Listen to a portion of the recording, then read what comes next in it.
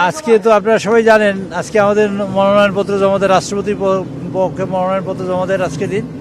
আমরা সেই বিষয়ে আলাপ করব। মানে কাকে মনোনয়ন দিচ্ছেন?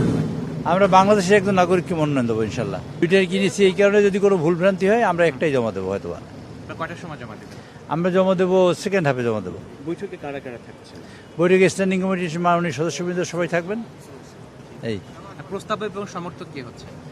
প্রস্তাব সমর্থক যিনি হবেন, হওয়ার পরে আমরা আপনাকে জানাবো। স্থায়ী কমিটি থেকে হবে? কোথা থেকে হবে তা তো জানি না। এখন মাননীয় প্রধানমন্ত্রী যে সিদ্ধান্ত হয় সেই সিদ্ধান্তই বাস্তবায়ন হবে। আজকে মিটিং এ কারা কারা? শুধু স্থায়ী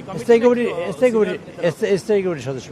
রাষ্ট্রপতি এখানে কোনো ভোট মানে অধিবেশন ডাকা হবে না, এখানে একটা বৈঠক ডাকবেন, ইলেকশন কমিশন ডাকবেন। সেটা ইলেকশন কমিশন অলরেডি বৈঠক ডেকেছে গতকালকে।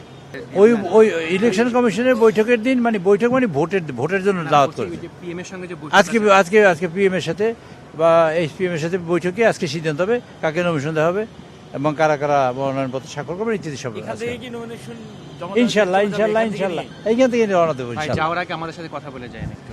যাওয়ার আগে কথা বলতে পারবো কিনা সে ব্যাপারে কমিটেড করবেন না।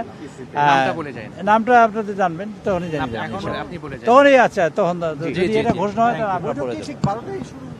বৈঠক এই 2 মিনিট আগে হইতে পারে, 2 মিনিট পরে হইতে পারে।